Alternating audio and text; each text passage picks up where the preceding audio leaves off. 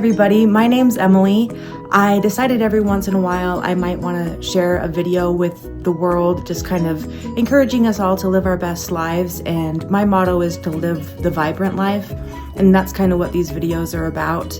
And this first one I'm super stoked about. I am a huge book nerd, and I wanted to share a quick beautiful story with you guys.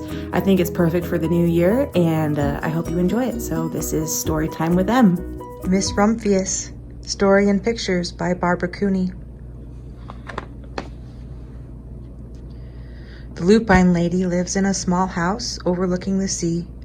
In between the rocks around her house grow blue and purple and rose-colored flowers.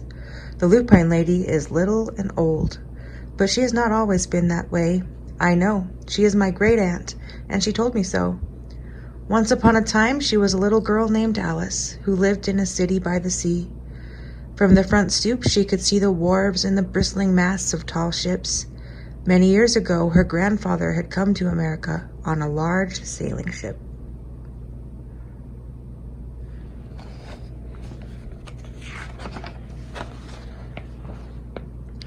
Now he worked in the shop in the bottom of the house, making figureheads for the prows of ships and carving Indians out of wood to put in front of cigar stores. For Alice's grandfather was an artist. He painted pictures too of sailing ships and places across the sea. When he was very busy, Alice helped him put in the skies.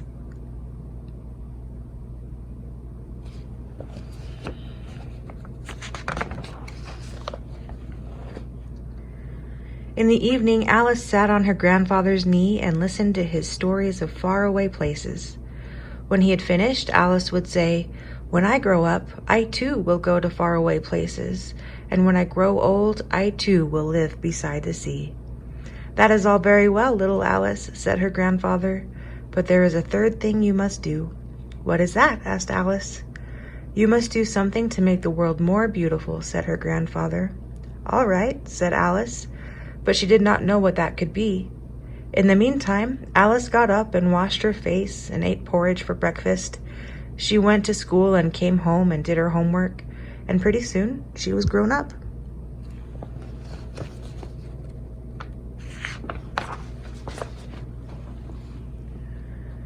Then my great-aunt Alice set out to do the 3 things she had told her grandfather she was going to do. She left home and went to live in another city far from the sea and the salt air.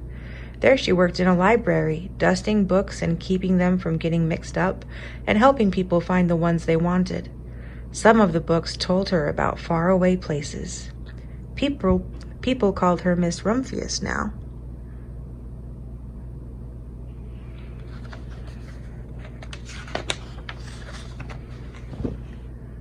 Sometimes she went to the conservatory in the middle of the park.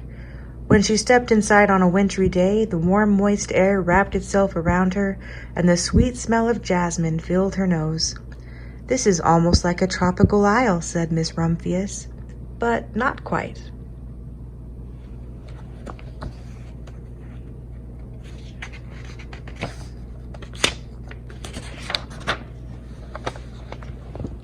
So Miss Rumphius went to a real tropical island where people kept cockatoos and monkeys as pets.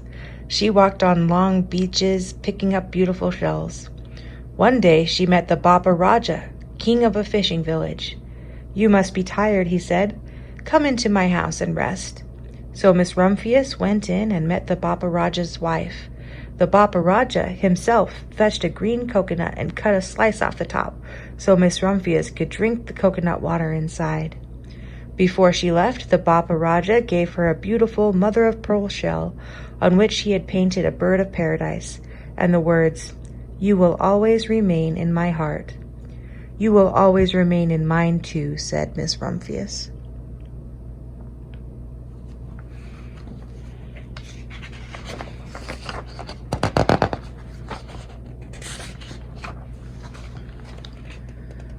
My great-aunt Miss Alice Rumphius climbed tall mountains where the snow never melted. She went through jungles and across deserts. She saw lions playing and kangaroos jumping, and everywhere she made friends she would never forget. Finally, she came to the land of the lotus eaters.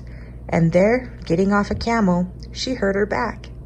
"What a foolish thing to do," said Miss Rumphius.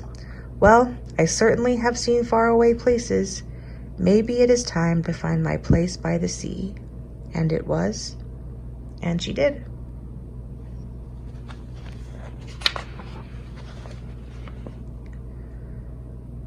From the porch of her new house, Miss Rumphius watched the sun come up. She watched it cross the heavens and sparkle on the water, and she saw it set in glory in the evening. She started a little garden among the rocks that surrounded her house, and she planted a few flower seeds in the stony ground. Miss Rumphius was almost perfectly happy. "But there is still one more thing I have to do," she said. "I have to do something to make the world more beautiful." But what? The world is already pretty nice, she thought, looking out over the ocean.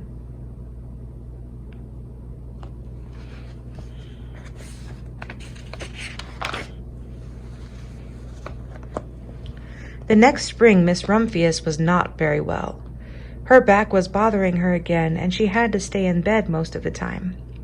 The flowers she had planted the summer before had come up and bloomed in spite of the stony ground. She could see them from her bedroom window, blue and purple and rose-colored. "Lupines," said Miss Rumphius with satisfaction. "I have always loved lupines the best.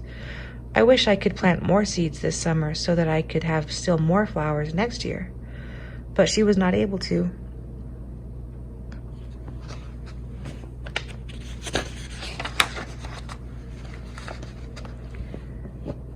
After a hard winter, spring came.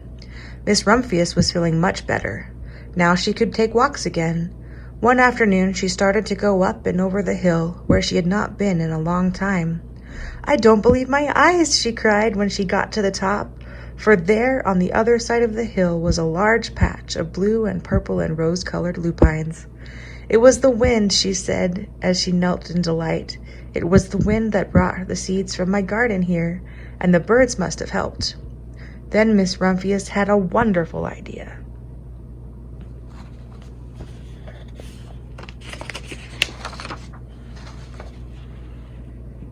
She hurried home and got out her seed catalogs. She sent off to the very best seed house for 5 bushels of lupine seed. All that summer, Miss Rumphius, her pockets full of seeds, wandered over fields and headlands, sowing lupines. She scattered seeds among the highways and down country lanes. She flung handfuls of them around the schoolhouse and back of the church. She tossed them into hollows and along stone walls. Her back didn't hurt her any more at all. Now some people called her "that crazy old lady."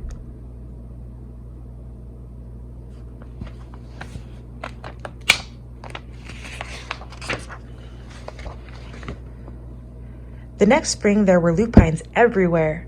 Fields and hillsides were covered with blue and purple and rose-colored flowers. They bloomed along the highways and down the lanes. Bright patches lay around the schoolhouse and back of the church. Down in the hollows and along the stone walls grew the beautiful flowers. Miss Rumphius had done the most difficult thing of all.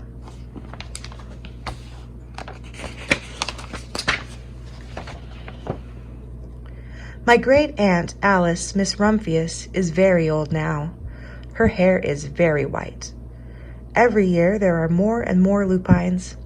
Now they call her the Lupine Lady. Sometimes my friends stand with me outside her gate, curious to see the old, old lady who planted the fields of lupines. When she invites us in, they come slowly. They think she is the oldest woman in the world. Often she tells us stories of faraway places.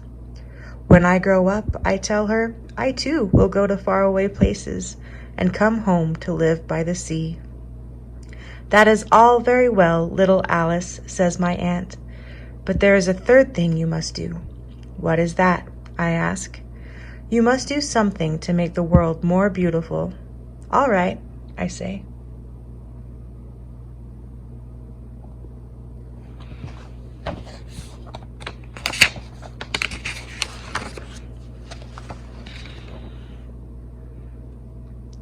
But I do not know yet what that can be.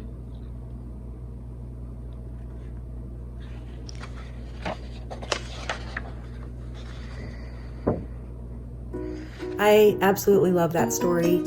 And I know sometimes it's easy in this crazy world to think that maybe we don't make a difference, but I want to tell you that you make the world more beautiful just by being you, and everyone makes a difference in their own special way.